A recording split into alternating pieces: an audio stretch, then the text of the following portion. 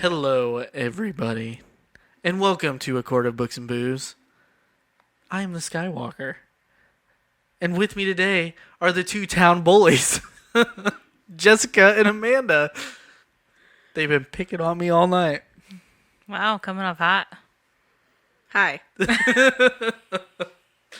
Daggers are being flown across the room right now. Literally.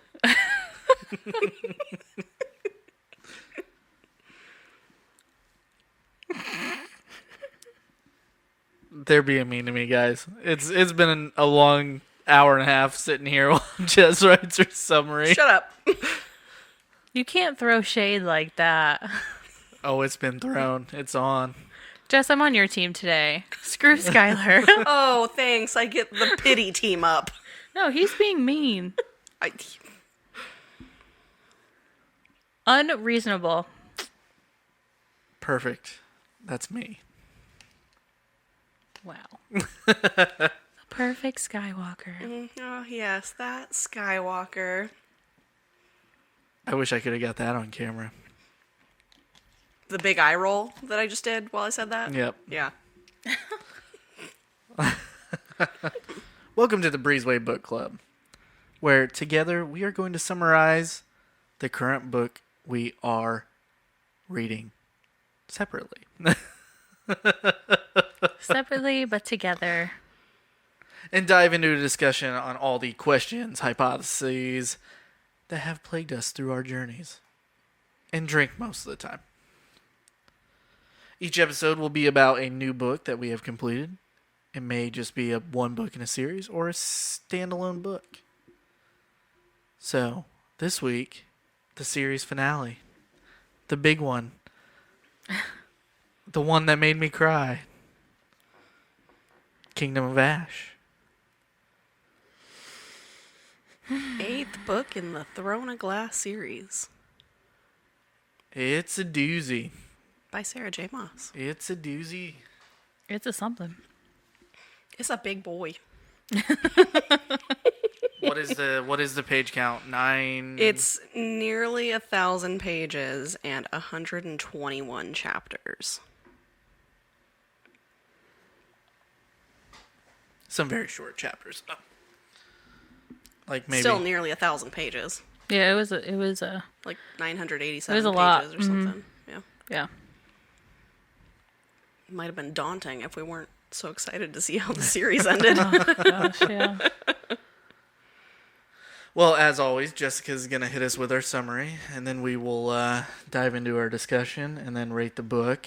And since this is the series finale, at the end of the episode, we are going to series recap and rate. And We'll recap the book, and then we'll go over the series as a whole for a little bit. Any additional things there, and then we'll rate the series as a whole. And let you know what we're reading next. I'm here for it. I'm literally That's here good. for You it. literally have to I'm be literally here for it. Yeah. All right, let's dive. All right.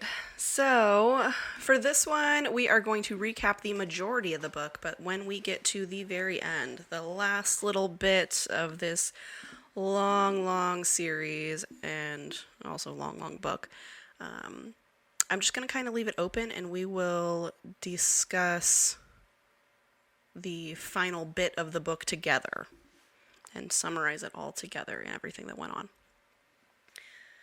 All right, so starting Kingdom of Ash, Aelin has risked everything to save her people, but at a tremendous cost. Locked within an iron coffin by Maeve, Aelin must draw upon her fiery strength as she endures months and months of torture. Aware that yielding to Maeve will doom those she loves is what keeps her from breaking. Though because of the unbelievably insane and sadistic torture from Cairn, who I did pronounce wrong last episode, her resolve begins to unravel with each passing day. With Aelin captured, Adian and Lysandra remain as the last line of defense to protect Terrasen from utter destruction. Yet they soon realize that the many allies they've gathered to battle Erewhon's hordes might not be enough to save them. Scattered across the continent and racing against time, Kaol, Manon, and Dorian and their groups are forced to forge their own paths to meet their fates. Hanging in the balance is any hope of salvation and a better world. And then across the sea, his companions unwavering beside him, Rowan hunts to find his captured wife and queen.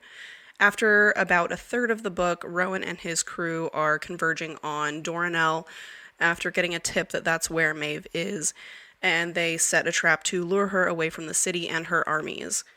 At this same time, Aelin gets the mental strength she needs to stand against Cairn as much as possible and fights him, with aid from Fenris, and they manage to finally break her free and she gets away.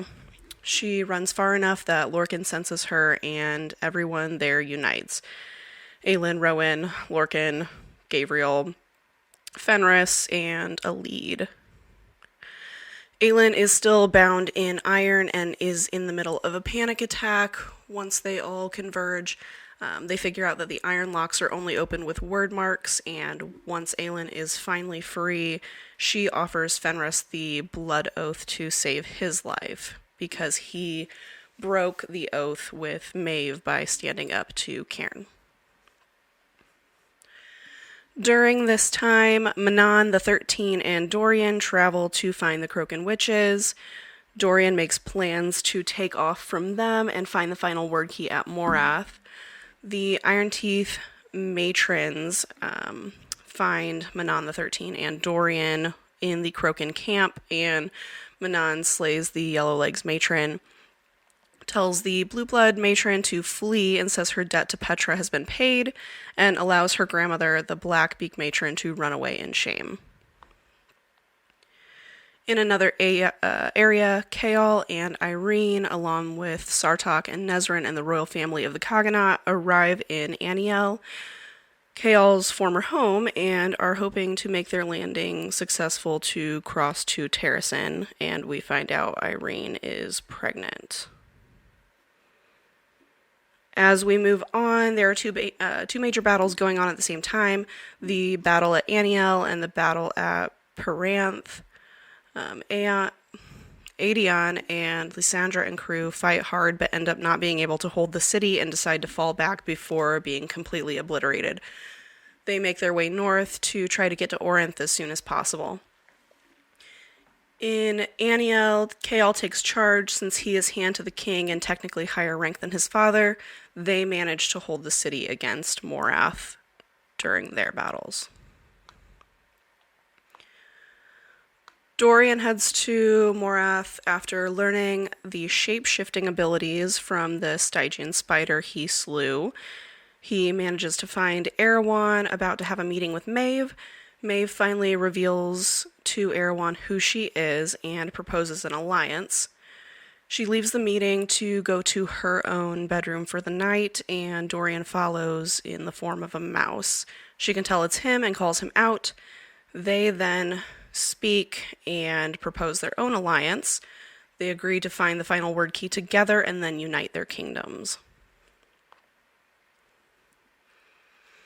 Rowan, Aelin, and crew travel via underground tunnel north from Doranel.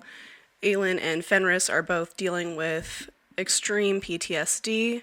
We see Aelin slowly learning how to function mentally again and regain her strength physically. Dorian finally gets the third word key with help from Maeve, but when he meets back up with her, she turns on him. Dorian is prepared for this and mentally overthrows her. He magically removes her ability to world walk and then brings Morath crumbling to the ground with his ice magic, and he leaves north.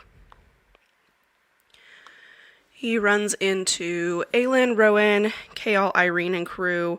They now have all 3 word keys and vote to decide to close the word gate now instead of waiting and going to Terrasen first.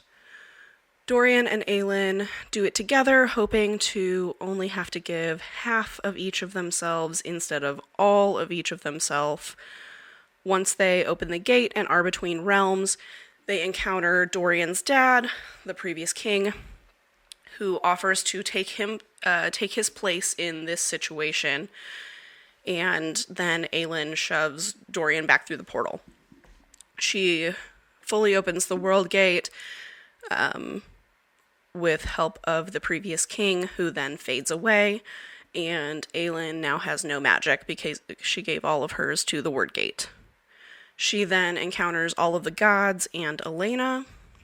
The gods turn on Aelin, completely eradicate Elena, and then refuse to take Erewhon with them, not upholding their end of any sort of the bargain that had been originally made to humans. Aelin sends them back to their realm, but before their gate closes, Mala gives Aelin a kernel of her fire to keep and says that she will be able to make it back to her world. Aelin then opens a gate to hell in the gods' realm and listens to them scream as she closes their own gate. She falls through other worlds searching for her own by using a tether from Rowan inked into her new tattoo. Adian, Lysandra, and crew have made it to Terrasen at this point and are battling at Orinth against Morath. They're quickly losing ground and are prepared to completely fall after many, many days of harsh and strenuous battle. Aelin and their group encounter the Lord of the North, the infamous White Stag of Terrasen, along with the little folk, who all guide them swiftly across the land to hopefully get to Orinth in time to save the current battle. And that is where we get to the big ending and everything that went on. So how you feeling, guys? That was concise, Jessica. That was crazy. Sorry, was was good. Was that too short?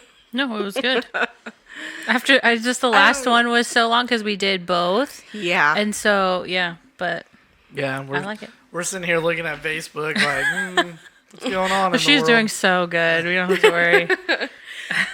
Well, the book's not done. We're at the end. We're at the end of the book where the big battle's taken place. So there's a lot going on because we've got all of our characters at this point in one spot, in the same spot. This has never happened in any of the books yet so far, having all... Just say other than the original trio, because we've just been adding characters here and there. So yeah. Yeah, we've got everybody... It's a big finale, yeah. In the same spot, all at the place where it originally started. All back at Orinth in Terrasen. So how do you guys want to handle it? Do we want to go back and talk about the first half of the book and then finish it out at the end? Or do we want to just finish out the book and then go back and talk about it? Because there's a lot of kind of talking points at the beginning of this book too. Yeah, why don't we talk about what has happened thus far in the book, and then we will just dive right into that very end and how this whole book and series finished out. So how'd you feel about the beginning? I mean, the first 3/4 of the book. That was brutal. Oh my gosh. Thought there was a lot of filler that wasn't necessary. I felt like because we were talking about this yesterday, I felt like the first 300 to 400 pages could have been condensed quite a bit. I didn't think that we needed all of that. I mean, I understand it was there, but I don't know. Some of it just seemed unnecessary, in my opinion. And see, that's where I'm a little bit opposite. While I definitely thought the 2 books we read before this, that we tandem read, that there was extreme filler in those books and that they could have been made way more concise, I disagree with this one. I didn't find a whole lot of filler. And if I did think that there was filler or something extra, it was, 2 sentences here or there, very minimal things that I'm like, we didn't need that detail. But that's just my thought. Yeah. I just was I don't know why I'm reading this. Yeah. Not why I'm reading this, but I don't know why this is here. Yeah. So I don't know. I just the first half was kind of hard for me to finish out, honestly, personally. That very beginning, though, that there was so much descriptive torture It was really brutal. that was definitely a part that I know Skyler and I were both like, "Whew, ouch." I know. I like had to step away at a couple points. I was just like, okay, let's take a breather for a second. And then maybe like hour later, I'm like, okay, let's just finish it out. And then there was something else. And it was just one thing after another. And it was hard for me to read at some points because it was very descriptive. Yeah.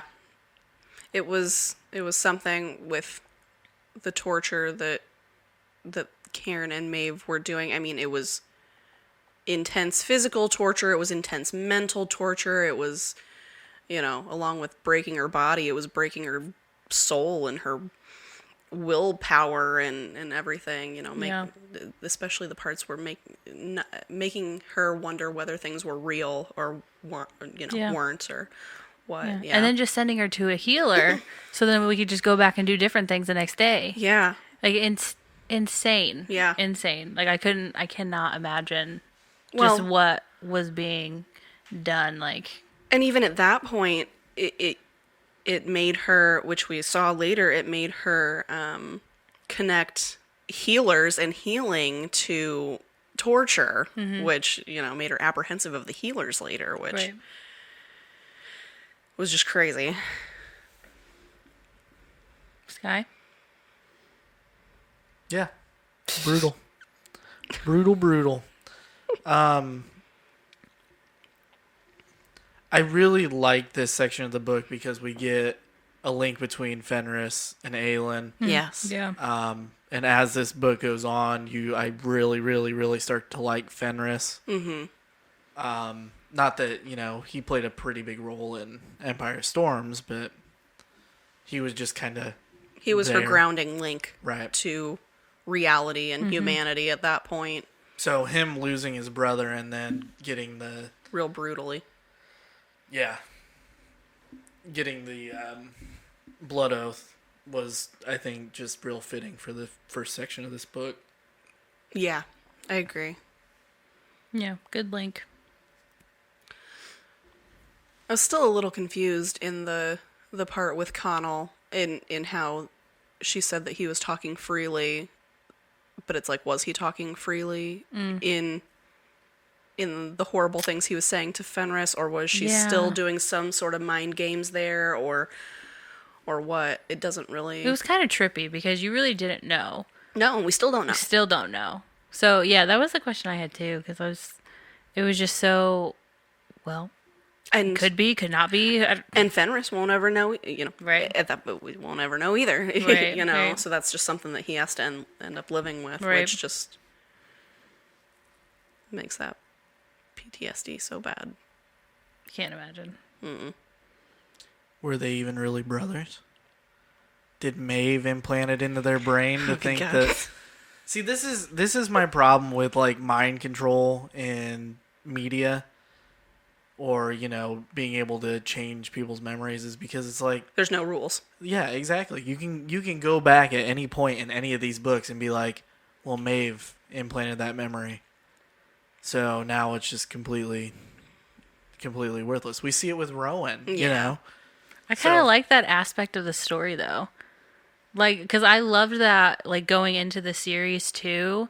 Because at the very beginning, like, we were told everything that was being thought and every single plan that was happening. But then as her writing progressed and she matured throughout the series, I love the fact that things were happening and you had no idea what the hell was going on until afterwards when it was explained. And I kind of like not knowing. Yeah. Because I think that it increases talks like this and really fuels that kind of stuff, because it could be this. There could be a whole other theory out there that she was thinking that we haven't even come across yet. And I think it just really keeps, like, readers enticed throughout the entire thing, because it could be this, it could not. It could be so many things. It keeps it open for so much discussion afterward because there isn't an answer necessarily. Yeah. But I did... It's all just inference. Yeah, and I had mentioned that in previous episodes where I love that part where we had started moving towards, okay, now even the reader doesn't know what the hell's going on and what's happening, because there were so many moments that I live for when I'm literally, like, jaw-dropping reading this book. Yes. And, like, I seriously thrive on those moments. And there were so many in this series, and that's why I like the not knowing aspect of it. Yep. Can you imagine if these later books were written like Throne of Glass, where it was all just Aylin's point of view and we were getting every little detail? I don't think I would have finished it. Just how miserable these last couple books would have been. It'd have been a lot longer than 987 yeah. pages. So, I mean, I enjoyed the first half of the book. I'm kind of right in the middle of both of you. I mean, I like that we get into the nitty-gritty and kind of get the minute details, but at the same time, I just felt like we were fed way too much. One point that, like, I wanted to touch on with the bits that might have seemed tedious or might have been additional details that were unneeded, or just parts in time that seemed kind of like stasis, is it seemed, from what I have just in, doing my after research and everything, and some things I kind of agreed with were, it seems like SJM really got good at writing war and battles, because it's not always the action. I mean, she wrote a lot about how, war and battles actually are, where a lot of it's just waiting. A lot of it's just the emotional unravelment of it, the getting no sleep, your mind going crazy, the just waiting and the preparations and the, things like that. So it's like there was a lot of parts that seemed tedious or that it could have been cut out, but it seemed like it was really fitting for the situation and like getting you into the place that they were at that time. So I didn't mind that. I agree with you to an extent, but I'm not going to say why. There's a part of me that doesn't like her war writing, and I will talk about that later when we get towards the end of the book. Okay. But I agree that for being realistic in the down periods and the strategizing, it was good. It was very good, because that is very, very real. It's not just fighting all the time. Yeah. So, yeah, I liked that there was like more than one location where there were battles going on, because that is also very realistic. It's not just one big battle scene and then it's over. Yeah, like a lot of times you see in movies, right, where it's just, yeah. In my head, I was just like, Lord of the Rings. And I was like, Game of Thrones. Nerds. As if you're not. Yeah, let's talk about your birthday party. Yeah, pause. What did you do for your birthday party, Skyler? The big 3-0. Skyler's 30, guys.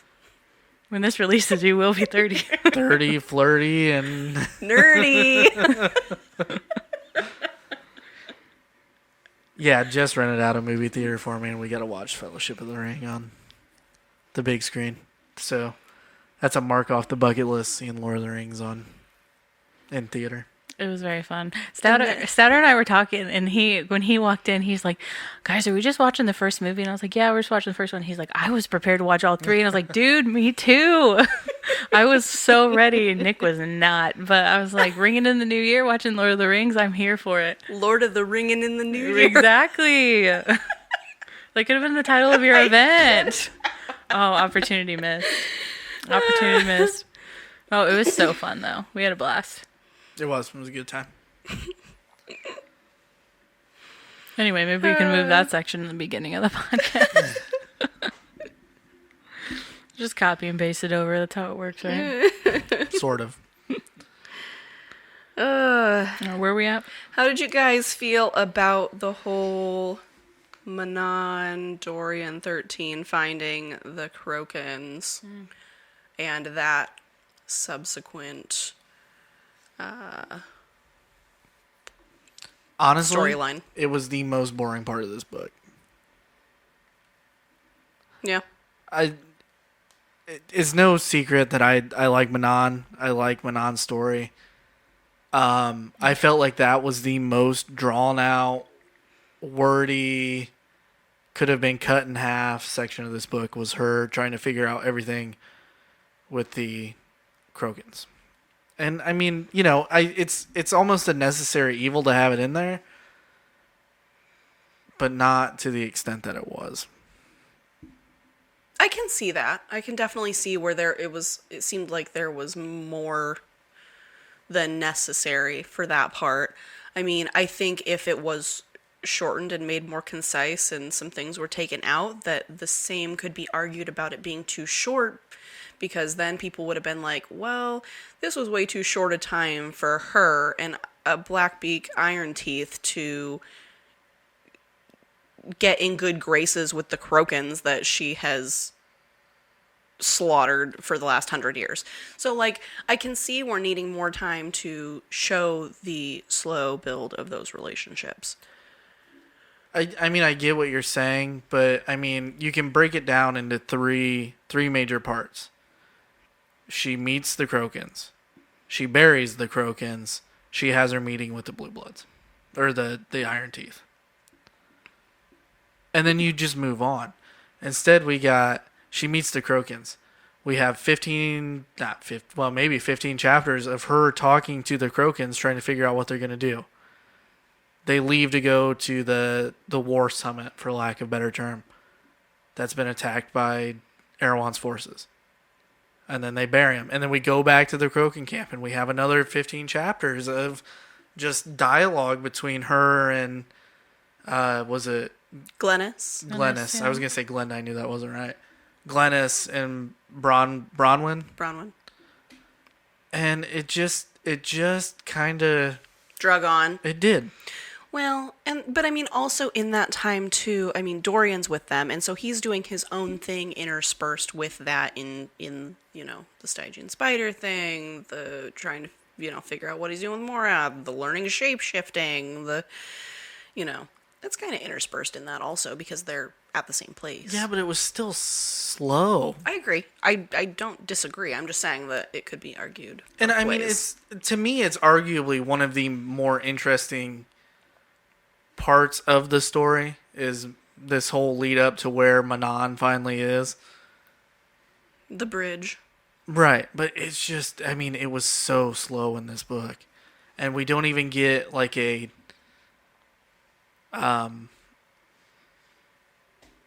reveal until almost the last, Yeah.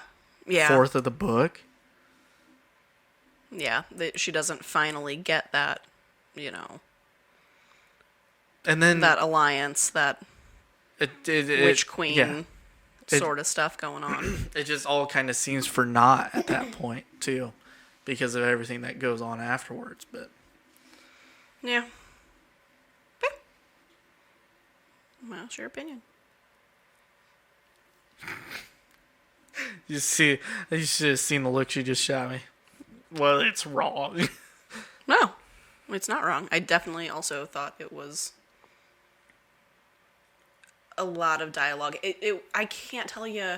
I wish I would have counted how many times she said, well, I don't know what I need to do to get them to follow me, or some sort of variation of that, because there were so many times that, like, either she verbally or mentally said that it's like, we don't need to keep asking the same question, just get to the writing where she does, You can break this book down at the very beginning into 4 story paths.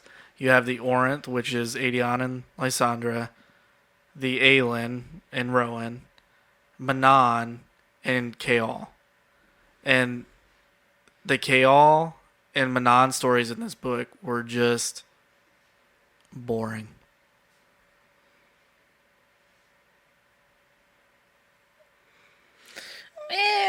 I think there were definitely boring parts, but then there were also parts that... Are we still talking about this book, or are we talking about the series? This book. This book? This book. Okay. Yeah, just Kingdom of Ash. I mean, what did you think about the Manon section? I didn't mind it. Yeah. But I had already been preparing because I thought the beginning part of the book was boring. Yeah. True. So I was already mentally there. Yeah. So I was just kind of like, all right, let's go through it. And I think that if we're still continuing on the discussion that we just had about it being realistic with warfare, I mean, you can't really complete what she completed in 3 conversations. Yeah. So if we're going to stay on that same mindset, I think that it was fitting writing.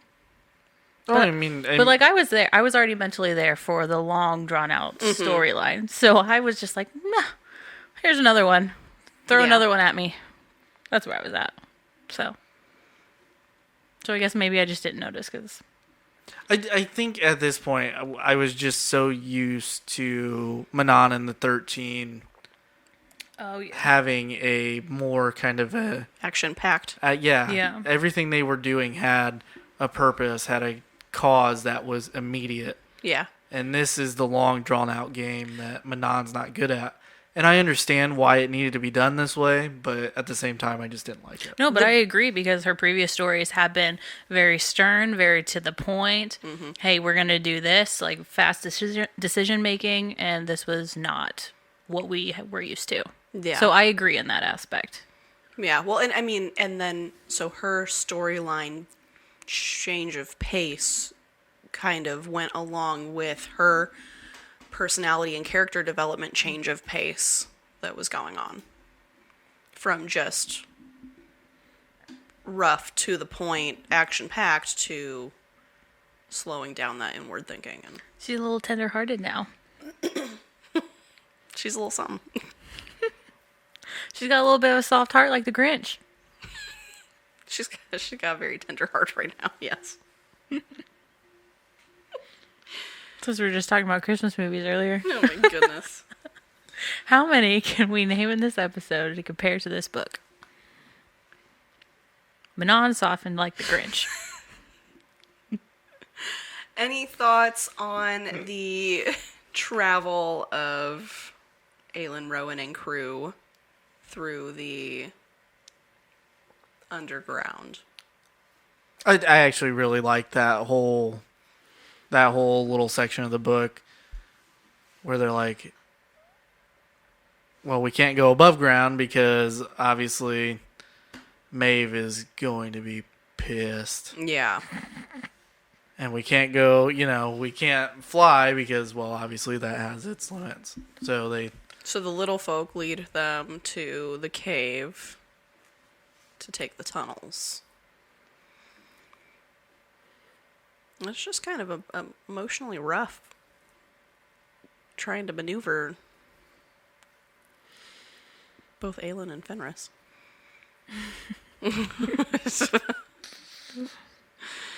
Yeah. I feel like what was it? It was probably 4 chapters of them going through the caves, if that. Something like that, yeah. I feel like it was needed for those 2 characters to kind of have that cool down. Yeah, I agree. Time to go inward. Right. And because, I mean, do at a little this bit point, to come out of that. Fenris hasn't even left his wolf form, right? Nope. Mm-mm. He doesn't leave his wolf form until they stop the boat in the caves and go into the gold den. You know? Whoa. That's the new podcast studio name. I didn't even realize what I said. Oh my gosh, I love it. The gold den. Oh my gosh. Oh, I like that so much better than Studio S. I don't know whether I love it or hate it. Anyway, they go into the cave with the hordes of gold from that one creature that I don't remember its name. From back in Era Fire. Yeah, they're brought up one time before. Yeah. Anyway, there's a hoard of gold in there, so they go in and they take a bunch of gold and they need more pockets to put it in. So that's when Fenris changes back into Fae and fills his pockets with some gold.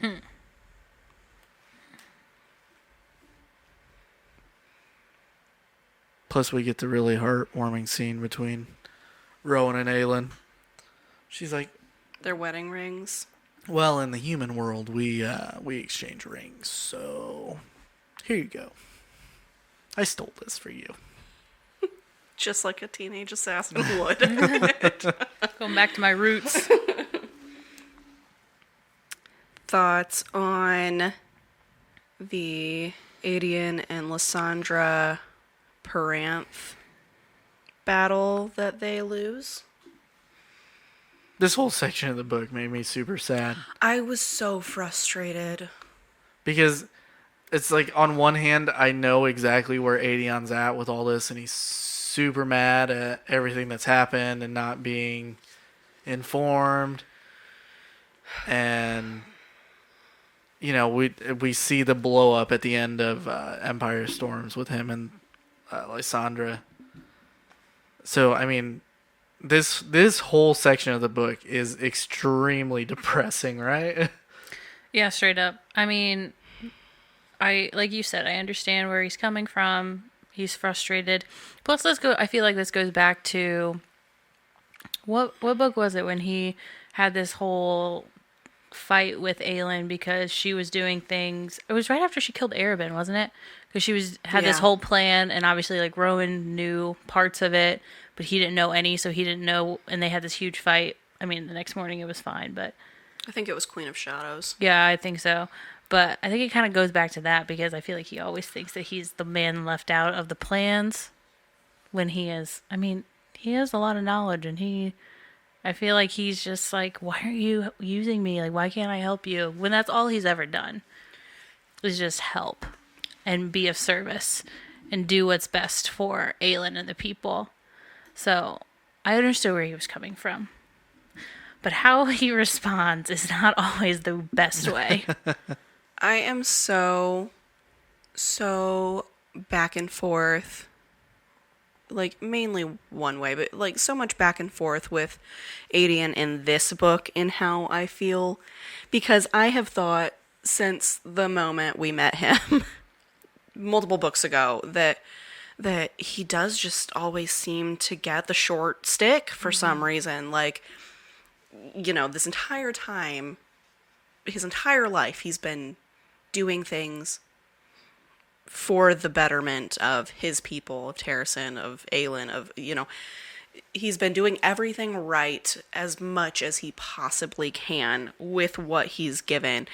And it just seems like he gets screwed left and right, like, on everything, whether somebody means to, whether, like, it wasn't, you know, wasn't the intention or whatever. And then, yeah, it does. It's, you know, it does seem like he's constantly left out or an afterthought or, you know, set aside for something else for the betterment of the larger group. And so I definitely can see where his, you know, after a while, he's just frustrated and upset and, you know, lashes out in ways that he shouldn't. You know, and then the one thing that it seems like he's ever wanted for himself ends up being Lysandra, and he just hasn't handled that very well in this book. You know, the end of that book, and then the last book, and then this book. You know, it seems like, you know, that's the one thing that he's ever wanted for himself is that whatever relationship with her as it's gone on. And then at the end of Empire of Storms, when it does come out about her deal with Aelin, and it just seems like, oh, it's another smack in the face to him with how things have gone. So, like, I can totally see where he's at. But the way that... I was so mad at him. The way that he spoke to her and treated her and acted around her was just horrific. Absolutely horrific. I was so pissed for what he did to her. I was. I was so infuriated. Like, and I had not felt that way about one of our main characters. Mm-hmm. this far until that and I honestly was like, what the hell are you doing? And I had to stop reading for like a day because I was so upset. I think I stopped reading too because I was like, oh no. Like, audibly was not okay. Because even though he's had all of these short sticks and bad cards dealt, she has too. Right. She has too. And she has also just done the best that she can do with whatever that she's had. So they're both getting the same shit, you know, and then he takes that out on her and she still is doing the best that she possibly can. So, yeah, I really hated that part because all I've wanted for either of them, whether they were together or separate, was to, like, have something good. And it just seemed like it kept being like... Right. And it was something I thought like they both deserved after everything that they had both been through. And I'm just like, dude, I understand, but come on, man. You cannot act that way. You should not act that way. No. Like, ugh. I'm getting mad throwing just her out it. in the cold with no clothes. And saying the things he said to her. No, it was not okay. Well, especially knowing her backstory. Yes. Like. Yes. Well, and was it Ren that called him out on his bullshit? That was like, what have you done after that? Yeah. Enough said. I was pissed off. Yeah, I was too. I was hurting for him and pissed off at him at the same time because it's like, because he knew he didn't mean it. It was just like lashing out, but not okay. Right. Not okay. But it's like things like you can't take those things back. Yeah. Which he finds out later. Yeah. And so I was like, okay, the damage is already done at that point. And like, I don't blame her for not forgiving him for that. Nope. Saying I want nothing else to do with you at all. Yeah. I don't blame her. No. And it makes me sad because I really did like him as a character. Not that I don't like him still, but there's consequences for things you say and do. Like, yeah. All right. Which All sucks. right. Which then sucks for him because it's like he had a period of bad attitude about it, but he had that one major point of like seemingly unforgivable actions and words that it's just like you were sometimes the chosen people one. fuck up though, so it's like I know,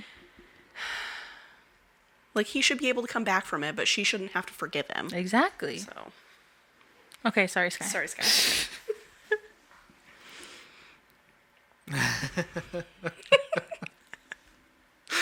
Oh boy. We got in our feels for a second, can all right? Gosh. The guy has given his last 10 years and devoted it to the people of Terrasen. More. To a queen he didn't know was alive. And then she rushes back in and then is taken away. And we play into this story where he doesn't know what the fuck is going on. Any of us in that situation would have been pissed. He's gotten so much emotional whiplash. Exactly. So I mean, I get it. You know, we've all been there. We've all said things we don't mean when we're mad or you know. And his might have been harsh, but in my mind, he had every right to hate both of them at that point in time. To me, it's not what he said. Because I understand that, speaking out of anger, I completely get that. I've been there. To me, it's the actions that he took. And just because you are extremely pissed off at somebody or hate them at that point in time does not mean that you need to open your mouth and say something about it. Does not mean that you need to make those words. Like, take a breath before you say something that you're going to regret. Or just when did he have time to take a breath? If you end up hating somebody, just don't interact with them anymore. Quit giving them longing glances. He had no choice in the matter. Because Aelin planned this out for him and the whole thing. She's like, well, you and Lysandra now are going to have to bear heirs to Terrasen. How could you not, in his situation, be like, what the... Where's Well, my and he- say in and it? he was, yeah, no, totally. I just meant in that Now, I don't one necessarily point in the tent. See, to me, it's not the words that were said; it was the actions. Because I don't like I said, I don't disagree with, as we go through this, he was just a straight up dick. I'm not but, condemning him at all. I feel for him so much. right, and I agree that he had every right to be upset and feel the things that he was feeling because he, like we just talked about, he's been shit on time and time again, and then all this happens and he had no say in the matter, no idea what was going on, and then all these, like you said, decisions were made for him. It was just the things that happened after the words. I'm not gonna lie. If I were him at that point where Maeve had taken her, I would have just turned and walked into Morath and be like, "All right, black collar me. I'm fucking done." Seriously. He's been dicked over so much up to this point in this story by Aelin that how do you not just walk away? Loyalty. He is honestly probably one of the most loyal characters in this book. Absolutely. And Yeah, good for him. Don't get me wrong. I definitely have. Well, and that's his character trait is his loyalty, 100%, regardless of the situation. It's unfaltering, absolutely. You throw in the can. Be like, nah, I'm done. I'm good. I think at that point, because the end of Empire Storms is a huge deal for Adian, because now he's got to go back to Terrasen, the place he's been protecting since it's 10 years, right? And he's got to lie to all of these people who trust him and believe in him, other than Darrow, obviously, but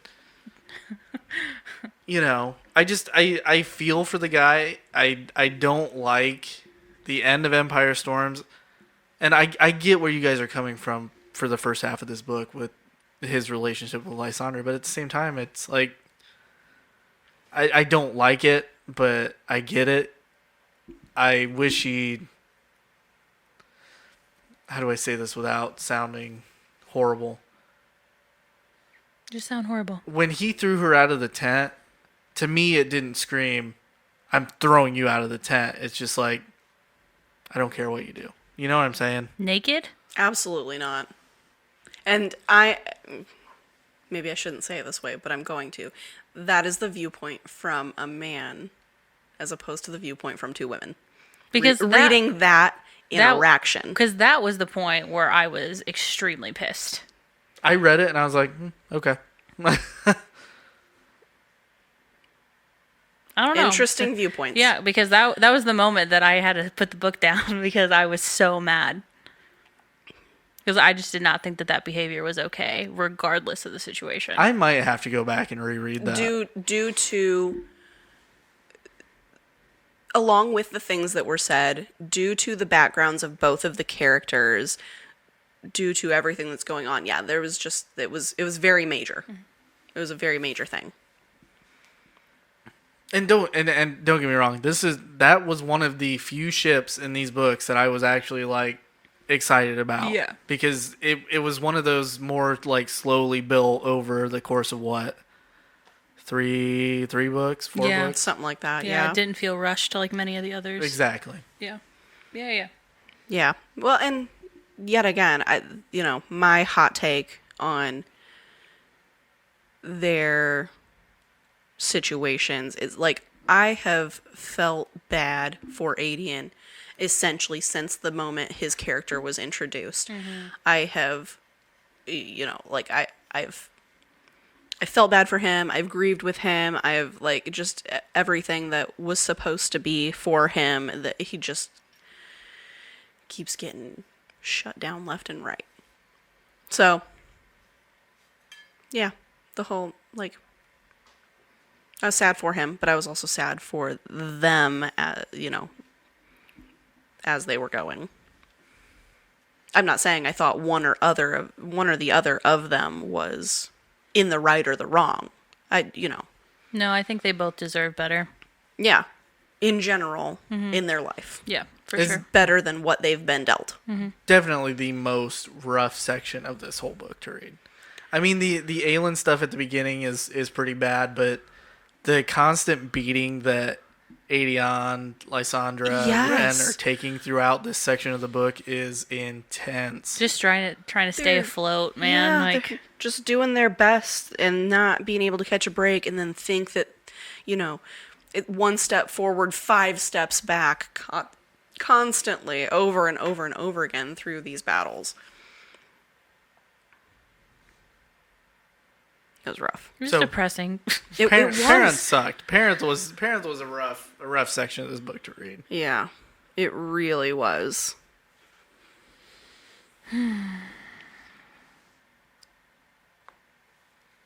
Thoughts on getting to Aniel with Kael and Irene and the Cogonut, the Lord of Aniel, Irene's pregnancy. Thoughts on any of that? Meh. It's kind of how I was gonna say. It was like, oh, it was there. It happened. Yeah. We like you said, we go from this brutal battle on the northern side of this continent, and we go to Aniel, and it's just like, well, we can hold the walls. It's like, okay, guys, that's The great. British are coming. The British are coming. Exactly. Yeah. Yeah. I'm kind of there with that. Like, I could have done without that section. It was, you had that little bit of pulling at the heartstrings where Kael's dad shows him the big trunk of letters that were from his mom the entire time that she was writing him letters and Which stuff. I thought was harsh. Like, for a parent to do. Well, he threw out his kid in the snow when I he was a know. child, so, I mean, what do you expect from the dude? Father of the Year. No one said he had improved in his douchery. No joke. Yeah, I thought that was rough. But I don't know. Because Kayla always talked about how, like, well, yeah, like, I came here and then my parents never wrote me or said anything, so I just never went back. And Yeah. then he has, like, all those harsh moments when his dad actually does come and see him, and it's so surface level, like, with his dad, and it honestly didn't surprise me that he would do something like that, but No. It wasn't surprising. no, It was just a little like, of course. of course. Of course. Yeah. But other than that, I was just kind of mediocre. Yeah, it was just okay. I mean, it's like the necessary evil of this book that this section is in there. Yeah. Yeah. It was just part of the journey to get to the end. Correct. Thoughts on when Dorian goes to Morath? Ooh, my boy. And that My boy. your reaction to me when you were reading that. I The love r- Dorian The so much. real hero of this book. I swear he might be more powerful than Aelin, in my opinion. He's got all these different powers that he is just like honing in and perfecting. And I'm very impressed with him and how quick he is learning everything. And apparently he can just feel somebody's magic and then duplicate it. That is one thing. I definitely liked the brain scheming of Dorian during the Morath part and with Maeve.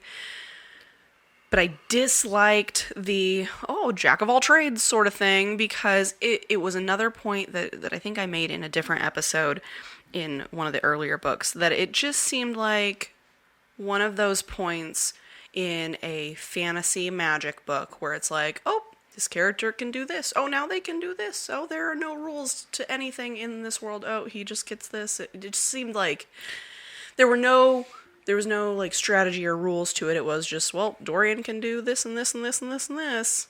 See, and I took it as a point of irony because his dad was the one that rid the country of magic. So I took it as a point of irony, like, okay, so my dad did all this and got rid of it, but then now I have this son that has all these powers. So that's how I took it. So I liked it. Because because I thought it was I thought it was funny. Like, oh, look at that. Now he can shapeshift. That's cool. Yeah, I think I was opposite. It's like, well, I did end up, liking how they made the shape-shifting work. I thought that was, like, rushed and didn't make any sense, and was something that was just put in there because the author could, which, I mean, she can. It's her books. But it was one of those, no rules, can do whatever I want as far as the magic in a world goes, when it's like, well, why can't, Joe in this town over here just randomly do that if Dorian can? No.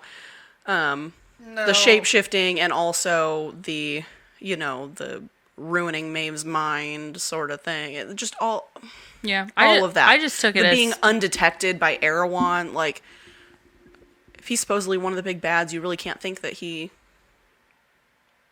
can't tell you're there. That was a part where I was just like, okay, this is a little far-fetched if he's supposed to be this, like, top king, thing. That was, like, where I was like, oh, okay.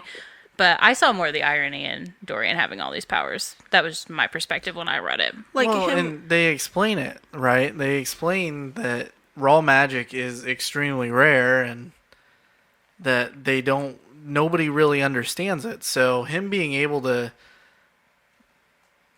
use that power for anything, to me, just kind of made sense. I mean, maybe not necessarily the way that he found out he was able to use shape-shifting, but I mean, magic in these books is weird. I just felt like it was a big loophole for SJM to write whatever she wanted about Dorian. With him having that raw magic, it was like, oh, really untapped. It can be used for anything. So we're just going to make it be used for everything useful. I don't know. Like, almost like it was using it to tie up any loose ends. Yeah. Oh, Dorian can do it. Right. Oh, like, oh, this will work because Dorian can make it work. I can see that. Like, I don't know. That's kind of where I was at with the way that his story ended up going. I can see it. I don't know. Just my thought. I did like the whole sequence of that scene, though. I thought it was very interesting. I literally had to read it all in one sitting because I kept like, oh, come on, what's happening next? I was really confused with the character behavior when he and Maeve were making their alliance. I thought that was stupid. Yeah, and talking about, like, marriage between their kingdoms just to unite the kingdoms. And I thought it was so unbelievable in the storyline that it like, the reader's not going to believe that's actually going to happen. Maeve is not going to believe that Dorian's actually going to do that. Dorian is not going to believe that Maeve is really going to go along with his plan. Nobody's going to believe this. Well, especially the why history. even put it in there? Yeah, especially, like, the history that, like, the two groups have had. Like, did we forget who she is, Dorian? Like, why would you even offer that? I don't know if he was just trying to prevent more bloodshed or what the case was, but like you said, he had to have known that she wasn't going to go for that. Well, and other than the characters not believing it between themselves, as a reader, I didn't believe that at all. Like, no part of that did I go, that's one way to think about it. There's something you could do, Dorian. I went, what the fuck is going on here? And how is this relevant to anything? And what's going on here? Because this is not anything that makes any sense. I thought that was just a pointless part. The way that it was done. Like, I don't know. I don't. Listen. I mean, to me, it becomes a mind game. He gets into Morath. He's like, oh, Maeve is here. Here's another big player that I need to know how to play. And I think at the end of this whole sequence, we see him laying out his cards and how he's played it this entire... It's a few days he's there, right? Mm-hmm. This entire section, and he played them perfectly, and he won.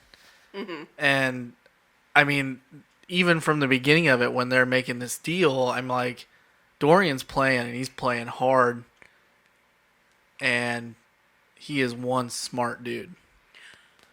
Yeah. But I mean, we know Maeve is playing too at the end of this section. I was going to say, because she wanted the other keys. So, I mean, I don't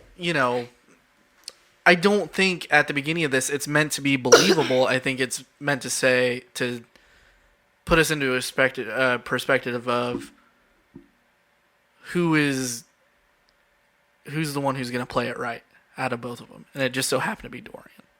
I don't think that their supposed alliance or truce or whatever to get the word key and get out was a bad plot point to put. I think the way that it was portrayed and the way that it was written and what was proposed between the two of them was the part that I'm like, that makes no sense. You know, the marriage between kingdoms to rule together. Like, I don't think that...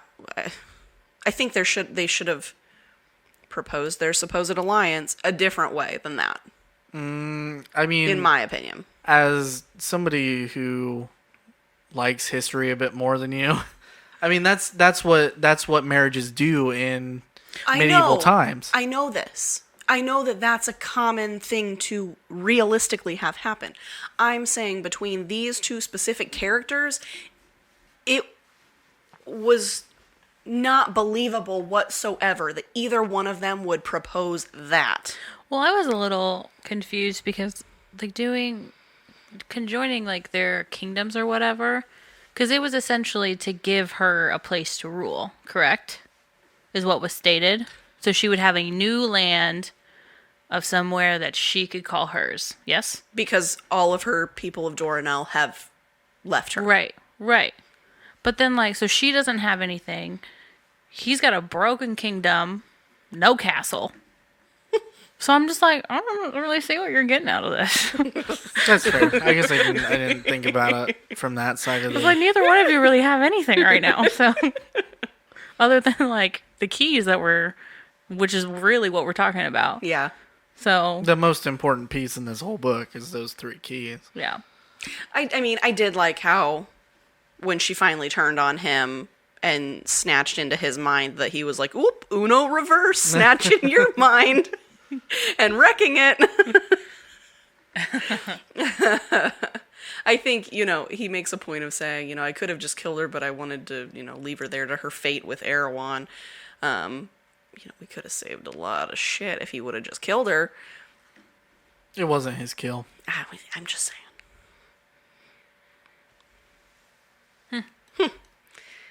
Apparently we have a lot of big opinions on that portion. Apparently this whole book, I was going to say, man, we haven't even gotten to the end and we're just back and forth. We haven't. Any thoughts on when Dorian meets up with Aelin and Rowan and Kale and Irene and group and they do the whole word key thing? First, his and Kale's reunion. I cried. Oh my gosh, they both cried. They were both so and like honestly happy and relieved to see each other. I've been the one that has liked Kale. You guys have been hit or miss with him, but I love their friendship. Yeah, and I loved this reunion. Yes, this is literally one of the parts where I cried because it was so sweet, so genuine. It was so good. I needed it. I really needed it. It was good. I definitely enjoyed that. And like Dorian's reaction to Kale walking and then to his wife. Yeah. And if you're about to shit on this moment right now, I don't want to hear it. You don't want to hear it. And just their reunion. We're talking about just their little piece of reunion. Yeah, it was okay. Okay, there you go. He gave his opinion. It was okay. Anyway, it was fantastic. That opinion is wrong. Which he didn't shit on it. He just said it was okay. But anyway, just that little tidbit made me think of Aelin's reaction to seeing that Kale could walk again. Yeah, that was cute. That was really sweet. She got so emotional over that. At a point in time where she wasn't emotional over anything. A much better reunion than the latter. Than the... Whatever. Shut up. Anyway, thoughts on Dorian and Aelin doing their whole word key thing, word gate. Ooh, all right. Let's get into it. He's like, now I'm pumped. This is the first section of this book that absolutely wrecked me personally. Is when they go in and their magic's drained and... So hold on. What do they just go over, set the scene?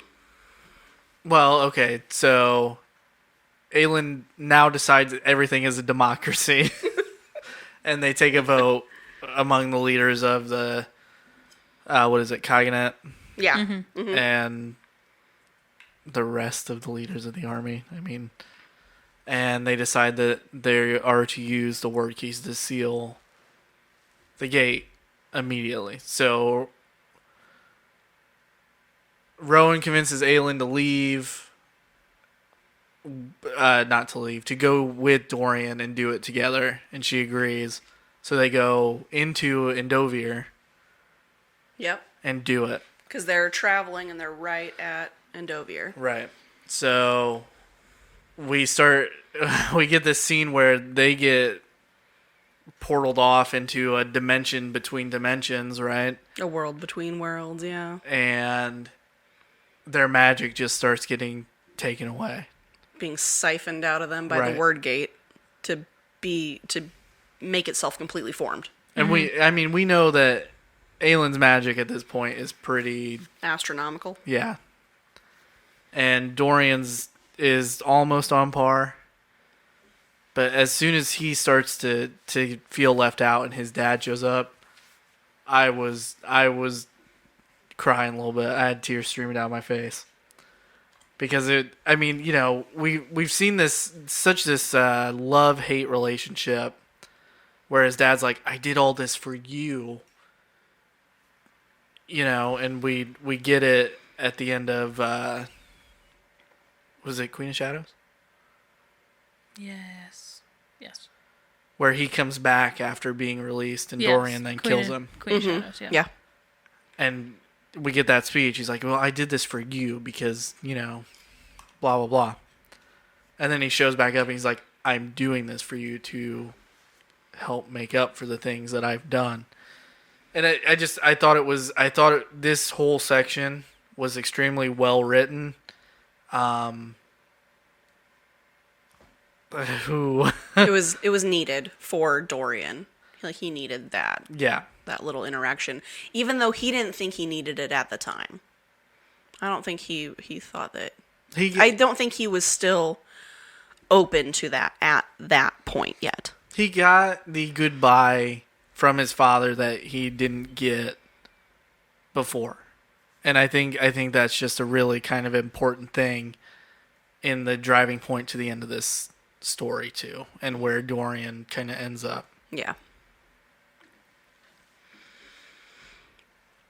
There was a lot to that part when they were in, she'd kicked Dorian out at this point, but when Aelin was doing the whole word gate thing, it got a little bit confusing there for a while with, all the gods showing up and talking about their deal with the humans and taking Erewhon or not and releasing Elena or not, subsequently not. And That part was sad. yeah. I felt really bad for that because I know, that was, the big concern that Dorian had found out, that if all 3 keys were found, then Elena would disappear from the world she was in. And then when she was trying to keep her there, there's we don't make bargains. We don't do that. I felt in that part, one, I was like, oh shit, I loved it. But I felt bad, I subsequently feel bad for Gavin, Right. who, will never have his mate again. Right, which is, I know, who they were trying to... But I do not feel bad for Elena. No. Because she was the one who fucked this all up in the first place. Right. I thought that was a bad bargaining chip to trade Elena for Erewhon. I disagree. I mean, I can see how it was beneficial in the story, but I didn't think. I think Elena is really kind of the major driving force behind each thing that's happened. And yeah, she screwed up, but it was really Brennan, who was her father, right? Brannon. Who screwed up because he didn't tell her what the lock was for originally. Had he just been like, hey, the lock is for sealing the gate and not Erewhon, then she wouldn't have went and used the lock on him. Well, didn't he not have a chance yet to tell her?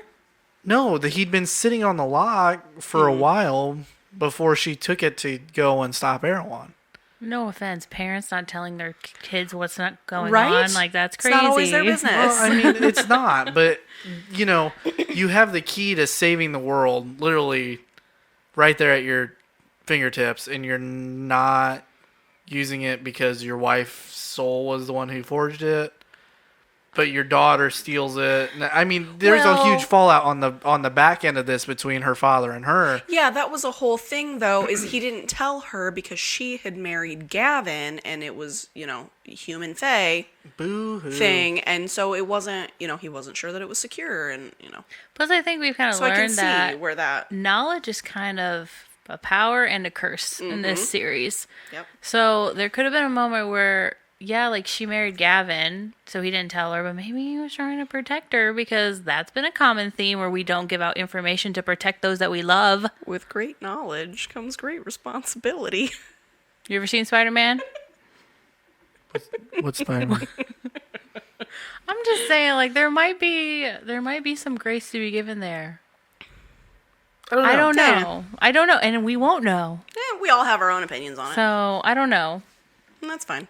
But I really liked how this part was written. It did become a lot because there were so many people that were involved with all the gods coming into play. Like you said, it was a lot to keep track of. There were parts where I had to go back and reread for a second.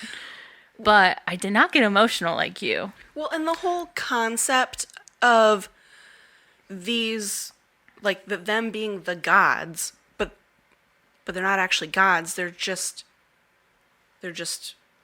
beings from another world that have come into this world but aren't seen.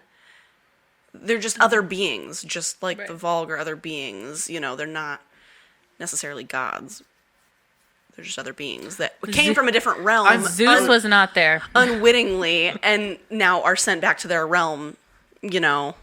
So that part was just a little like weird, the concept of it. Like it ended up working out, but the concept for me to grasp with the rest of the story was kind of like, what? Wait a minute, what? I did like when they got, this is going to sound harsh, but when they got rid of Elena, because I was just like, yes, bring out like the stern, like, no, we're not doing that crap. Let's not talk about it. Yeah. They make a decision. Yes. Like, this is what I want.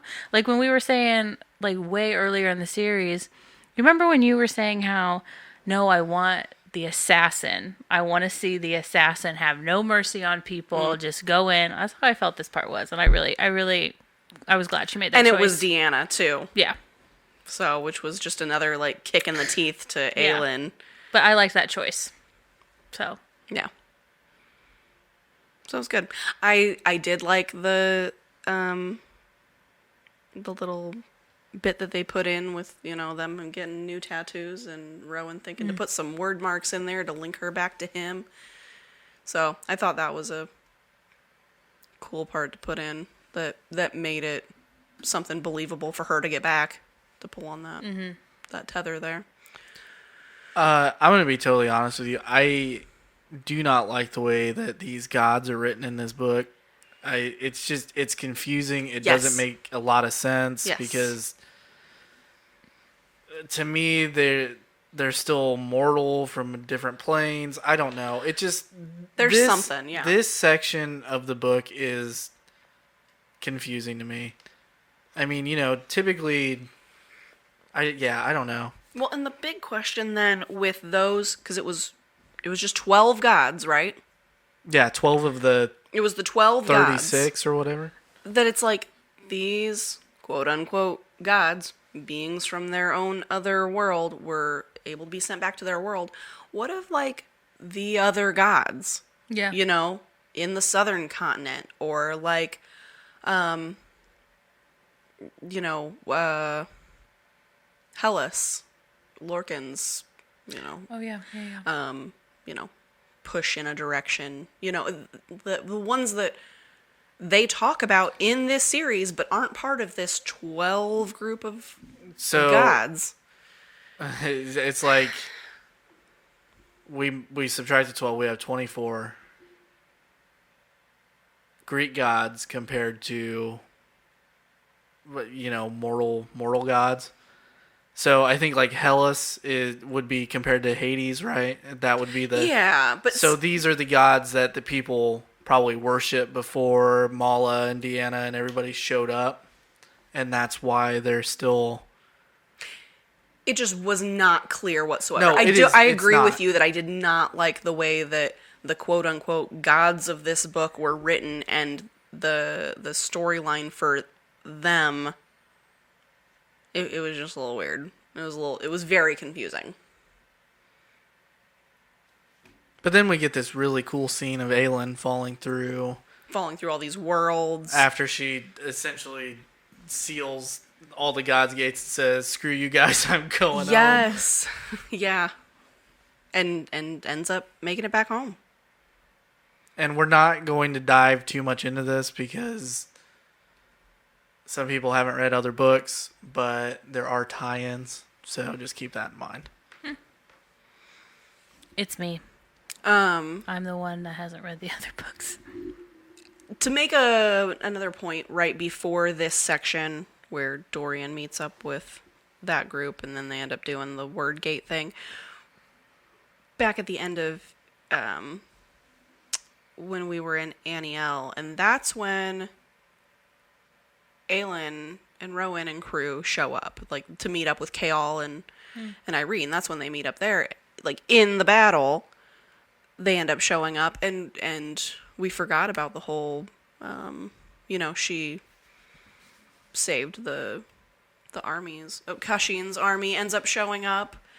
And what? To me, this is just such a minor plot point because it doesn't have much sway on the story as a whole. The only part that I think is important there is the fact that we find out that she has been tunneling into her magic essentially since she was kidnapped.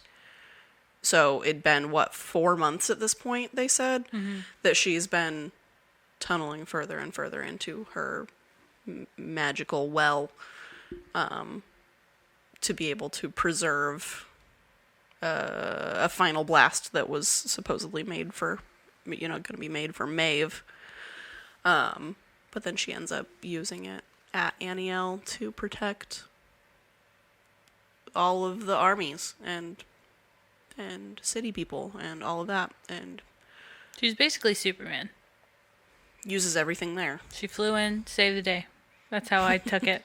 But then after that, once we get to the word gate thing, she loses all of her magic except for that last little tiny bit that Mala gives her before sending her on her way. And her mother's gift of water, right? And the single drop of water from her mother's side that she was able to keep. So she did her big blast. She lost all her magic. Now she's back and has just a teeny tiny little bit, same as any commoner magic folk. All right, So they move on. They encounter, they realize they're going to be late in getting to Terrasen and not make it in time to save the day, and run into the little folk and the Lord in the North, who gets them there super quick. So we jump back in from the Wordgate stuff, and everything at Orinth is gone straight to hell. They've been battling a while now. What, close to 2 weeks? Does that sound right? That sounds maybe a little long. I think but that's a little long. I thought it was like 5 or 6 days. Manon shows up with the Crocians, however you say it. I call them Crocians because I don't know why, but... Yeah, it's Crocians. Is it Crocians? Maybe I call them Crocians. I read it digitally. I don't know. It's croaking. And we hit the second part of the book that just destroyed my soul. So they're in the middle of battling, and it's going south. Things are not going well. They're seeing just leagues and leagues of more soldiers just coming over the horizon, and then finally the sky starts getting dark because you hear and see a bunch of wyverns and witches flying in, and so at that point in time, multiple characters were like internally thinking, well, this is it. We can't do anything from here. We can't battle the witches that are going to be picking everybody off too. Right. It's over. We're done. We did our best, and that's that. And then all of the sudden, from the other side of the battlefield, you see more come in, and they start landing on the battlements, and Adian realizes he knows who is leading them, and it's Manon and 5,000 Croaking witches. I really like the scene leading up to this where they're like, and so this call goes out to all the Croaking witches, and oh my gosh, my heart at this point in time. Yes, that description. These ladies with families are walking into closets or climbing under their beds, grabbing their brooms and flying away, and their families were like, what just happened? I thought that was just a really cool kind of lead up to what comes after this. But they set the scene for Manon taking the hearth fire and lighting all of the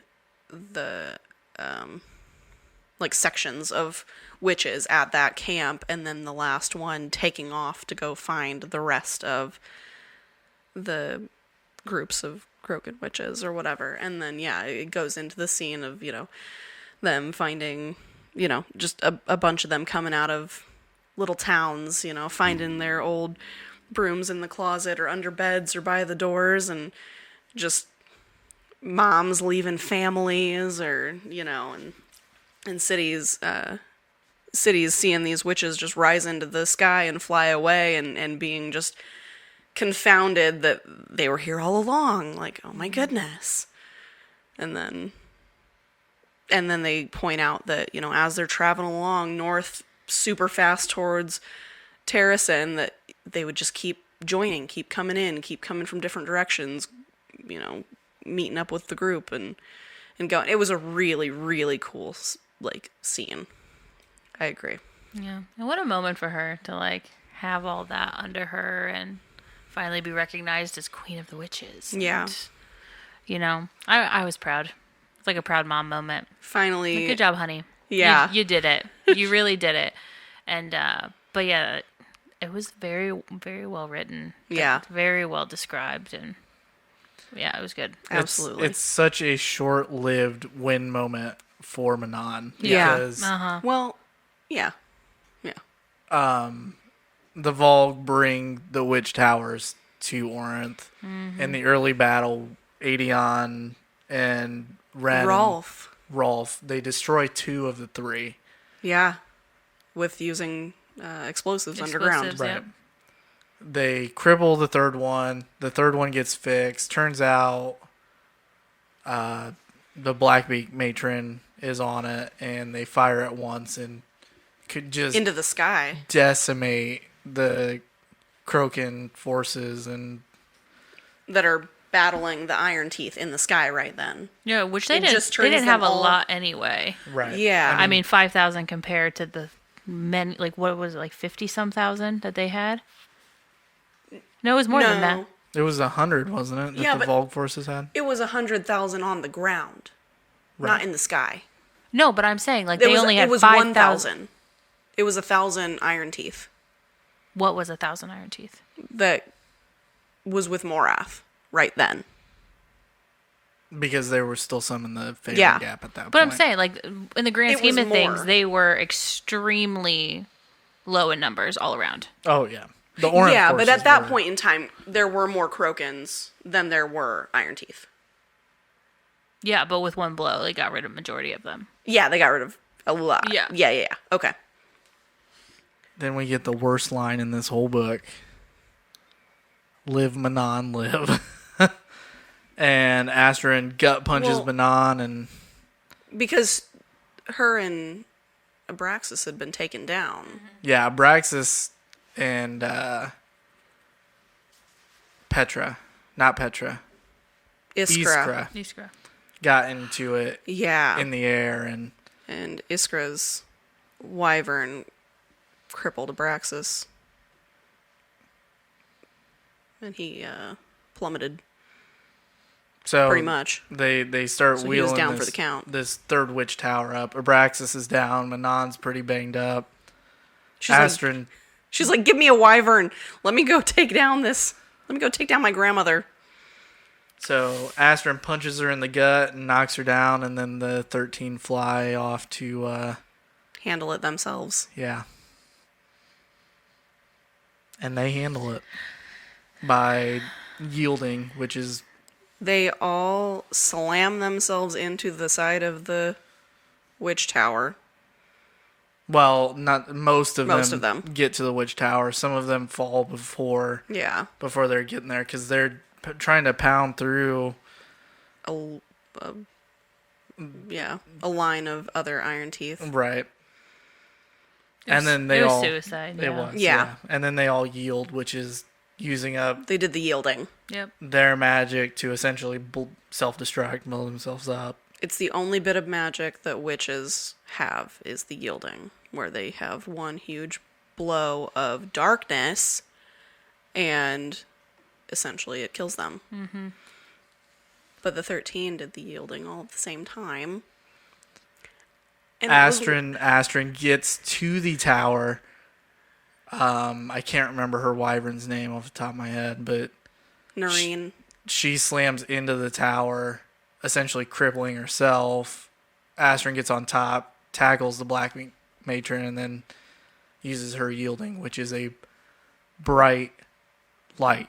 Instead of darkness. Yeah, and this And they all do it at the same time. this that whole are scene, still there. this whole scene, man, just it blew my mind. was I was good. so sad because my favorite part of these books up to this point has been the Manon 13 story, and just like that, it was They were all gone. yeah, it was done. There was nothing left but ashes. No witch tower, no nothing. Just ashes and a blank spot on the battlefield. And at this point, Manon just shuts down, and She shatters. yeah, we go from like this character who has had the most growth of this whole series, as far as her heart growing 3 times the size. God. To she just doesn't care anymore. She's like, I'm going out, I'm gonna fight. She doesn't sleep, she barely eats. Yeah, this was a rough one for me, guys. That was so emotionally gut-wrenching. Skylar and I were broken. I was a stone wall for this one. Yeah. We were absolutely broken. Yeah, no, I did not get that. I mean, I loved Manon in the story, but the only backstory we got were about Manon and Astrid. So to me, this was, it was kind of told from the beginning, like, I expected them to do something like this. I expected Astrid to die. I've been waiting since she told her backstory for it to happen. But the entirety of the 13 I wasn't ready for. The way that it was written, the way that they did it, the obvious planning on them ahead of time without Manon to do it, it was just I'd say I really liked it. Like it was very well written, and it was a really good ending to their story. But I didn't get emotional with it whatsoever. yeah. I really did not. And I think it was just because it was like, well, like this is what they do. They are prepared to die for each other at any cost, and so it was something that I anticipated them doing. Mm-hmm. So maybe not in that fashion, but like I said, like I really loved how it was written, and I liked reading that section. It was so good, so good. But yeah, I didn't connect with it like that. Yeah, That's too bad. Because I mean, these books didn't really elicit any like, I don't know, emotional response from me up until this one, and then there were just like 3 or 4 spots where it was like, whew, it just punched me in the heart. Yeah. And that was one of them, because like I said, I enjoyed Manon's story, and even though we didn't get backstories for all of the 13, you know, there's still a real integral part of everything that's happened to this point with that story. Well, I don't think I needed backstory on all of them, but maybe more of them doing things as a group. Mm-hmm. Because there were a lot of moments where it was just Manon and Astrid or 3 or 4 people. But if I would have had more as a group, maybe I would have felt differently. Mm-hmm. Like if Manon and Astrid would have died, I can tell you right now I would have felt differently. Mm-hmm. But I don't know. Maybe that's just what I needed. But maybe I'm just heartless. Which is not true, because I'm the crier of the group. So. But, I mean, Orinth at this point is just Chaos. Yeah, it's chaos. It's bruised and battered. And Aedion and Lysandra are like, we're done. We can't do this anymore. Everybody is just kind of beat down in there, and then they're losing hope. Our group shows up on the west wall, right? The west gate. Aelin rides in on the Lord in the North. And they with just the cadre behind. Start plowing through the battlefield. Aelin and Gavriel make it to Orinth. And then we get one of the coolest scenes in the story of Aelin climbing the siege tower and getting to the top, and then being like, this is what Sam looked like when he did this at Skulls Bay all those years ago. And she fires the catapult into the tower next to it as Ansel fires that one into the one next to it. Yeah, it was a cool tie, yeah. And all 3 of them fall, and I just, that the ride in and the towers falling is like the big change in this story, right? The switch flipped, and oh, hey, it might be possible again. Yeah. Another back and forth in Aedion's emotional whiplashing. Yeah.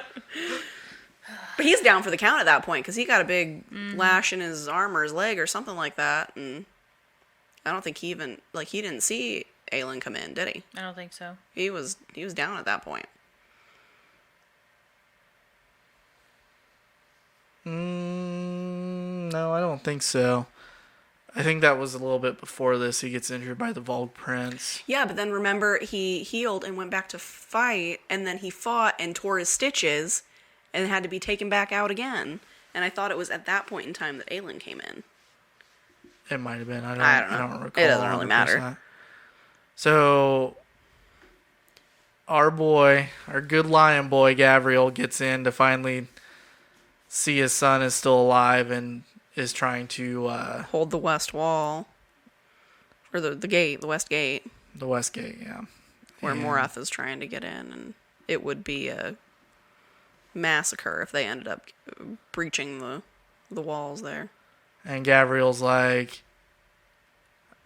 let's do this together, and Aedion agrees, and then Gabriel walks out the front gate, and they seal it behind him. This was the third gut punch. Because, I mean, you have Gabriel who's like, I'm a shit father. I need to be with my son. I need to get to know him. I need to make it up to him. I need to... And before that, and Chaol's like, it's okay, you're doing good. He's going to forgive you. I wish I had a dad like you. Yeah. And he dies. He gets his throat straight ripped out. And Aedion's all the while standing inside the gate going, he could have stayed inside. he could have stayed in the gate. That was rough. That was pretty rough. I was extremely sad at this.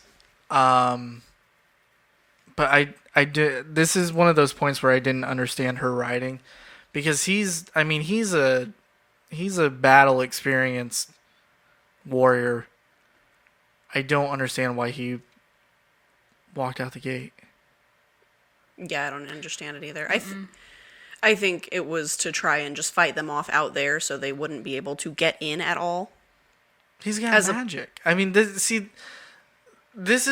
one of those tie-ins yet again in this book where it's like magic is such this great, powerful thing in this universe. Even though, you know, it has its limits, it has its faults. Yeah, I mean, he was low at that point. But nobody's saying he couldn't have just, you know, pushed, burn out, and then they seal the gates. I don't think you come back from burnout. Aylin's come back from burnout. I don't think she got totally to burnout. Remember? That's why at that one point when she almost got there, Rowan was freaking out. And making sure she didn't get to that point.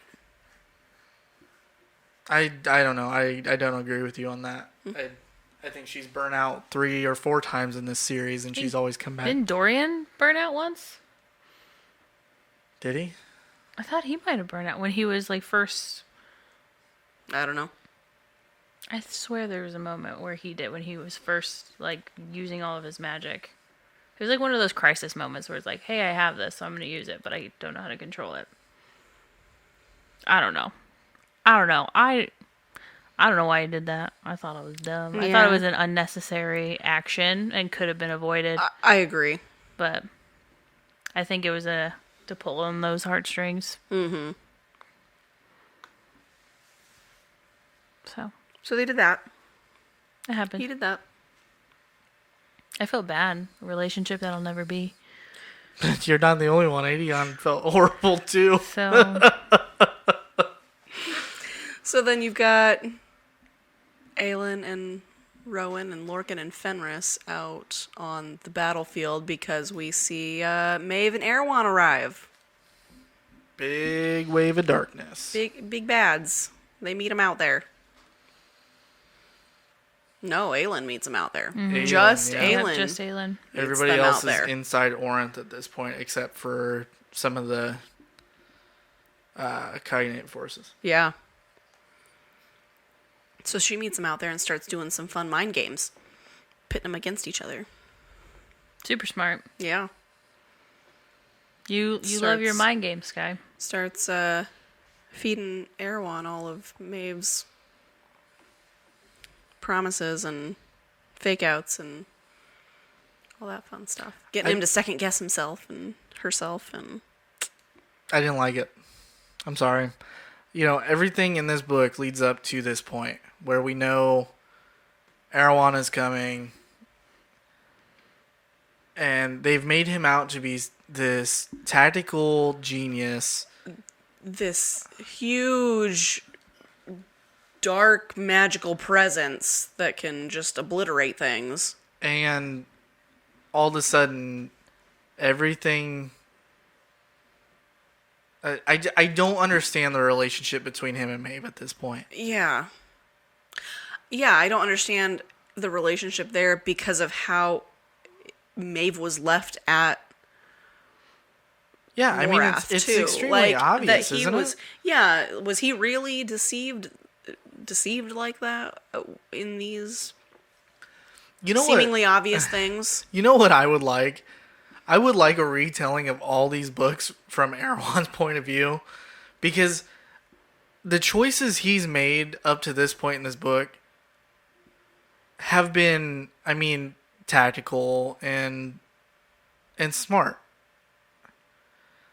But at some point in Kingdom of Ash, he just becomes the dumbest character written in these books. Well, keep in mind, Maeve is Vogue too. I don't like how Erewhon was written at all in the series, actually. I don't disagree. And it's not that I didn't like the description that was given of him, because I did, like, Big Bad King does all these things, he's so evil, blah, blah, blah.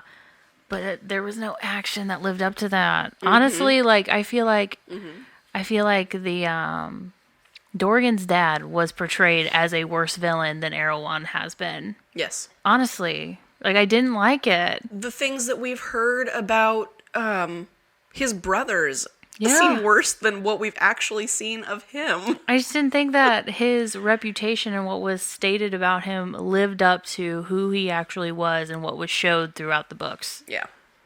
Agreed. Hot take.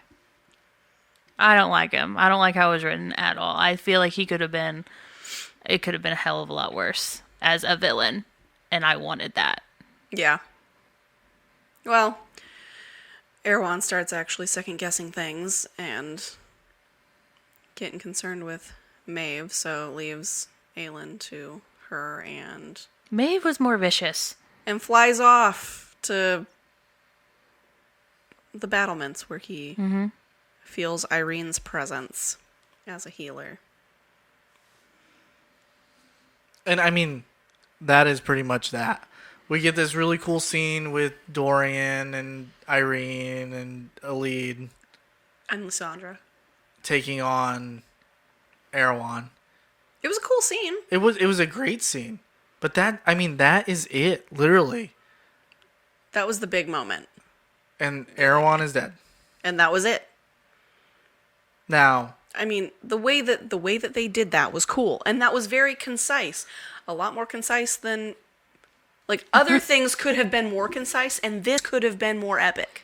This is honestly how I felt at the end of Game of Thrones. Skyler's not there yet. I know, but you've heard rumors about season 8, right? No one liked it. I felt like it was too fast. That was too fast. Well, while I was reading this book and I got past chapter, 110? Yeah. And him and Maeve are still just talking to Aelin, I was like, man, this is not how I wanted this to go. Mm-hmm.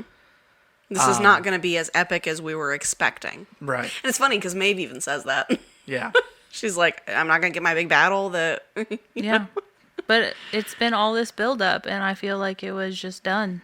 Yeah, it was a very, very quick ending to Erewhon. When we've done all this build up of Irene as a healer and learning to be able to banish the Volg for, as a healer, and then for them to have like 3 sentences of dialogue back and forth about, her kind actually being in his realm, but they're not healers, they're destroyers. And then it's just a real quick whoop. Well, even This after isn't actually Irene, it's Dorian, and Irene's back here, and here comes Alid shoving Damaris into him and pinning him down, and Lysandra pinning him down, and Dorian pinning him down, and Irene killing him, and there we go. Yeah. Well, Well, even after everything Lysandra and Adian have been through with all of their multiple weeks of fighting and everything, and then I feel like the main group of Aelin and Rowan and all them show up, and it's done in 5 minutes. Well, I'm not surprised in that. I don't like that. I don't like the whole, like, oh, let's bring in the main character and then we'll just finish this out real quick. I don't necessarily like it, but I'm not surprised. It's not my favorite. Not my favorite plot point. And then... it is what it is to me. I mean, we knew that the big turning point in this battle was going to be the Aelin riding in and... Yeah. She wasn't challenged at all, though. She wasn't... I didn't feel like she was really challenged did in much. the first third of the book. Like, I Show me what you can do, girl. We've been building all this up. You've been honing everything in. I mean, she has over the last couple, though. This one was kind of showing her internal growth in sort of things. I don't like It that. wasn't- Reverse it for me. You don't have to. Reverse it for me It's because okay. this book did not do it for me. I'm straight up saying it now. Yeah. No, did not like it. I wanted a main character to die, and I didn't get that. Well, so we get to Erewhon's dead, and now out on the battlefield, it's just Maeve and Aelin, and we've got Rowan and Lorcan and Fenris rushing out to meet her. Yay, the cadre shows up. Ooh. I don't. I understand the point of sending these three out. I just don't like it. I don't like it. I don't know if you can tell. I got very disappointed at the last 20 chapters of this book. So, to me, it happened, and that's what happened. So what Maeve did was then put them in. I keep wanting to call it like a genjutsu, even though, sent them into their own minds essentially, and Yeah. tortured them that way. And Poor Fenris. Aelin though. broke free and was able to break free Rowan and Lorcan, but not Fenris for a while. That took a little extra time. Yeah, and poor guy. she ended up getting him back out, and then he killed Maeve. Well, he He shoved Goldred through Maeve. He wounded Maeve. And then we get probably what is the best scene in this whole book. Of Aelin walking up and Maeve is begging for her life. She's like, I'll do anything. I'll go anywhere. Just let me live. And Aelin's like, you'll go anywhere? You'll do anything I tell you to do? And she says, yes. And Aelin says, then go to hell. And slices that head clean off. Thank God. By the way, I called it. I think Maeve is the big bad of this whole series compared to Erewhon. Yeah. Mm-hmm. Well, yeah, when we find out she's Volg, then duh. Yeah. Of course she is. So, and then as soon as she's decapitated, all Morath's forces, all the Volg, they're just done. They just fall where they are. Yeah. And then the Iron Teeth that was with them flee. So there you go. Then you got everybody. Then literally everyone lives happily ever after. Essentially. I mean, that's the end of the book. We Pretty much. get the coronation of Aelin, which it's a fun scene. Aedion, Yeah, that was cute. That was Aedion cute. gets his blood oath. Yeah. Before that, we do get a very touching scene of kind of like a vigil with Gabriel's body and all of those close people. Yeah, I thought that was appropriate. That part upset me more than his death. Was that little remembrance part. Ugh. That was very sad to me. So, and then we get Aelin's coronation. To Queen of Terrasen. And then we say goodbye to Yep. the Cognate, Ansel's people. Ilias. Not Rolf. Not Rolf Rolf. stays. Ilias and the Silent Assassins, and Manon and the Glennis and yeah. the rest of the Krogans, who are going back to the Waste, because now it has life. Mm-hmm. And then Dorian, Gael, and Irene leave. Yep, Dorian, Kael, and Aelin have their goodbye moment. That It was the cute. three of them from. I thought that was a nice, feel-good moment. Yeah. Mhm. Between the three of them. Yep. And then we go into the very, very short epilogue of this book of her walking out onto her balcony and the Kingsbane being blooming in the fields outside of Terrasen, which is I thought was a nice ending scene, but it was not what I wanted. No, what'd you want? There's so much King's Flame. Was it King's Flame? Yeah. I thought it was Kingsbane. Nope. I don't know. Closure? We didn't get any closure on the end of this book. We don't get to see Dorian go back to his kingdom. We don't get to see Manon. There's not much of a kingdom yet. He's got to go rebuild. Well, He's got nothing that's fine. there. Give me a chapter on him and Kaol and Irene going back and starting the rebuild. Give me a chapter on Manon and all of her group Arriving at the waste. of Ansel getting back to the waste and working with them. You know, I mean, there's so many things going on at the end of this book with these characters that we are now invested in, and we just blow it off. Yeah, but then I could see people, if we had a little bit of that for everybody for the epilogue, that somebody could come and complain and be like, oh, look at everybody's happily ever after. They all got a happily ever after anyway. I think it did leave some to be desired. I get wanting to leave a series like this open-ended. Because, you know, it's bread and butter to be able to be like, oh, hey, guess what? Here comes a 9th Throne of Glass book. Oh, yeah, a novella, a spin-off, Exactly. Something, yeah. But that doesn't mean that, I don't want some closure on the end of the book. So, that's it, guys. I mean, that's Kingdom of Ash. Yeah. It was okay. Yeah. It was all right. So, let's rate it. Go for it. Amanda, go for it. I'm going to go 4.2.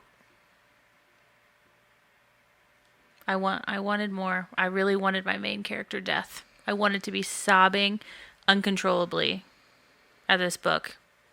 And the ending really killed it for me. I wanted more. So, I'm going to give it 3.9. I like the book. I enjoyed it while I was reading it. The more I have thought about it since I finished reading it, I've started to kind of pick it apart and be like, eh. But while I was reading it, I loved it. I mean, I think everything lined up really well. And so, 3.9 for me. 4.4.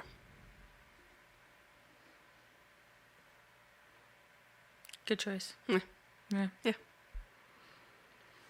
All right. That was it. That was the Jeez. Throne of Glass series. Finish the last one. It's been a good ride. It has. Mm-hmm. This series has been very enjoyable. Yeah, seeing the progress in the characters and then also in the author from the beginning to the end has been really cool. Yeah. So, Yeah. what do you rate the series as a whole?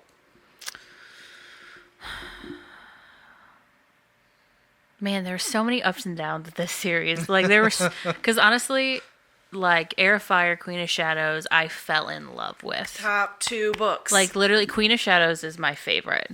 Like, I love him so much. But then there were books like Tower of Dawn and Assassin's Blade. They were just kind of like, meh, meh, meh, meh, meh. And then there were even moments in, like, books like this where there were moments that I loved, and then there were moments like, what? Why is, whatever. Just like the first Throne of Glass book. I mean, it was up and there's down. up and down. Yeah. And so overall, I'll give it a 4.1. I really enjoyed reading it, but there were definitely moments where I wanted more. Man, that main character death, I really wanted it. I wanted to be Kaol at the end of Queen of Shadows. Like, I really wanted that moment, but I mean, it is what it is. But I really did enjoy the series. It was a very fun read, and I would recommend it to anybody. Absolutely. Yeah. What's your series rating?